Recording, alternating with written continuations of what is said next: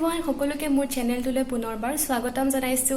আজি মই বনাবলৈ গৈ আছো মাছ থেকেৰা টেঙা আৰু পিৰালি পালেং। তেনেহলে বলক ভিডিঅটো আৰম্ভ কৰো। বলক এতিয়া পালেং শাক ছিঙি লওঁগে। আমাৰ ঘৰত বহুত লাগিছে পিৰালি পালেং, একদম ভৰি পৰি লাগিছে।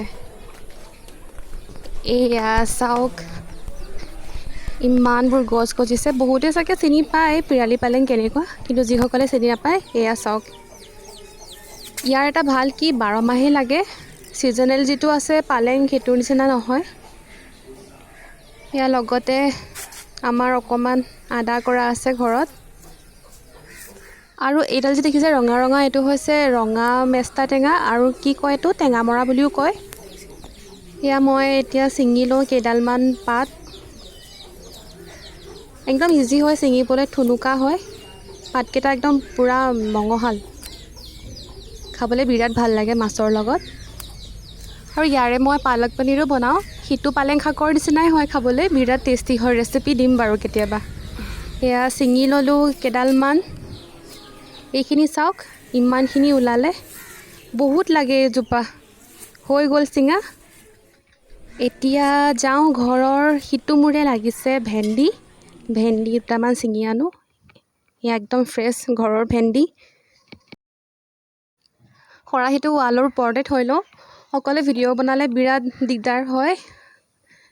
এয়া ছিঙি ল'লোঁ এটা। আমাৰ বেছি ভেন্দি গছ নাই, সেই 7-8ডাল মানেই আছে। অকণমান ওলাব আৰু 4টামান হৈ যায় এইখিনিয়ে। মোৰ ছিঙিবলৈ অলপ কষ্টই হৈছে, বিন্ধিও দিছে। এয়া ভেন্দি ছিঙা হৈ গ'ল, এইকেইটাই ওলাল আৰু।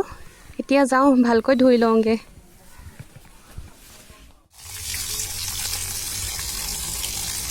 এতিয়া পেন এখন লৈ ইয়াতে মই পানী গৰম হ'বলৈ দিলোঁ, আৰু যিখিনি পিৰালি পালেং ছিঙি আনিছিলোঁ ভালকৈ ধুই ইয়াতে দি দিলোঁ, আৰু অলপ কোমল হোৱাকৈ বইল কৰি ল'ম এইখিনি। আৰু এয়া মাছখিনি ভালদৰে ধুই ল'লোঁ। ইয়াতে দিম অকণমান হালধি আৰু অকণমান নিমখ, আৰু এইখিনি দি গোটেই ভালদৰে মেৰিনেট কৰি ল'ম। এতিয়া মই এখন কেৰাহী পাতি লৈছোঁ, আৰু ইয়াতে তেল ঢালি দিছোঁ। আৰু তেলখিনি গৰম হোৱাত যিখিনি মাছ মেৰিনেট কৰি থৈছিলোঁ সেই মাছখিনি এপিচ এপিচকৈ দি লৈছোঁ। এতিয়া লাহে লাহে গোটেইখিনি ফ্ৰাই কৰি ল'ম। এই মাছখিনি বহুত বেছি ফ্ৰাই কৰিব নালাগে, যিহেতু আমি তৰকাৰীত দিম। হাফ ফ্ৰাই কৰিলেই হ'ব। গোটেইখিনি মাছ 3 মিনিটৰ কাৰণে ভালদৰে ফ্ৰাই হ'বলৈ দিলোঁ, আৰু এতিয়া এপিচ এপিচ কৰি আনটো ফালে লুটিয়াই ল'ম। এনেদৰে মই লুটিয়াই ল'লোঁ।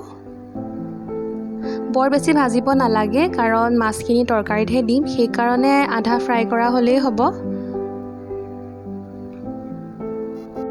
এনেদৰে লুটিয়াই আনটো ফালেও 3-4 মিনিটমান সময় ফ্ৰাই হ'বলৈ দিম। এয়া দুয়োফালে মাছ ফ্ৰাই কৰা হৈ গ'ল। এতিয়া মই গোটেইখিনি মাছ এপিচ এপিচকৈ ভালদৰে উলিয়াই ল'ম। এতিয়া মই আকৌ বাকী থকা মাছখিনি এনেদৰে তেলত দি ল'লোঁ। হাফ বইল কৰিবলৈ থৈ দিয়া পালেং শাকখিনি ঢাকনিখন খুলি মই এতিয়া এখন কাঁহীত উলিয়াই ল'ম, আৰু এই গোটেইখিনি ভালদৰে ঠাণ্ডা হ'বলৈ দিম। পালেং শাকখিনি ঠাণ্ডা হোৱাত এনেদৰে মই মিক্সাৰ গ্ৰাইণ্ডাৰ জাৰটোত গোটেইখিনি লৈ ল'লোঁ, আৰু ইয়াৰ এটা মই পেষ্ট বনাই ল'ম।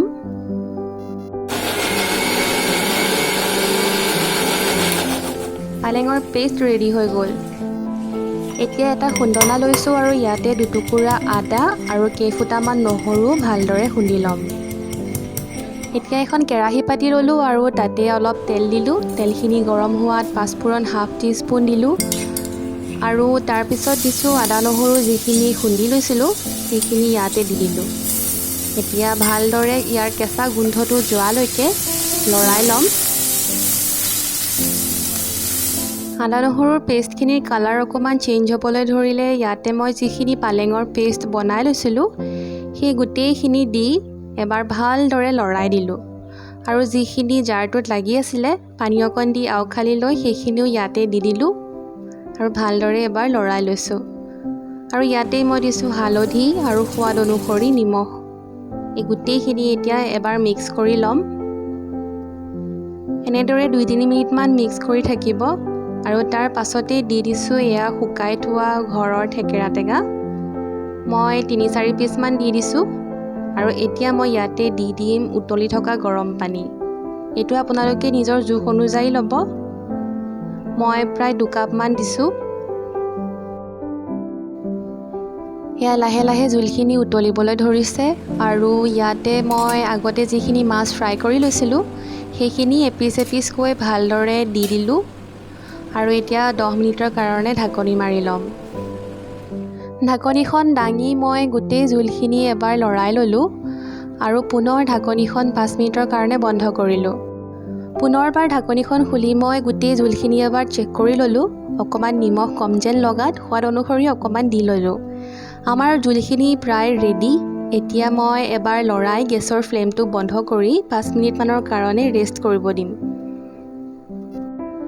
এতিয়া মই বনাবলৈ গৈ আছোঁ ঘৰতে ছিঙি লোৱা ভেন্দিখিনি আৰু তাৰ বাবে মই এখন কেৰাহীত অকণমান তেল গৰম হ'বলৈ দি তাতে কাটি লোৱা ভেন্দি আৰু লগতে আলু গোটেইখিনি একেলগে দি ল'লোঁ আৰু ইয়াৰ ওপৰত মই এতিয়া দিছোঁ অকণমান হালধি আৰু নিমখ। এতিয়া এই গোটেইখিনি ঢাকনি নিদিয়াকৈ ভালদৰে ফ্ৰাই কৰি ল'ম। এইখিনি হোৱাৰ পাছতে আমাৰ আজি দুপৰীয়াৰ সাজ খাবলৈ একেবাৰে ৰেডি হৈ যাব। এয়া মায়ে ভাত খোৱা ষ্টাৰ্ট কৰিলে। খাব কেনেকুৱা হৈছে? ঠিক আছে, এতিয়া মই খাই লৈছোঁ। এয়া মই মাছ 2 পিচ লৈছোঁ আৰু যিখিনি তৰকাৰী বনালোঁ লগত আছে ভেন্দি ভাজি আৰু এইখিনি মাছৰ পেটু। যদি আজি ভিডিঅ'টো চাই ভাল পালে লাইক, শ্বেয়াৰ, কমেণ্ট কৰিব আৰু লগতে মোৰ চেনেলটো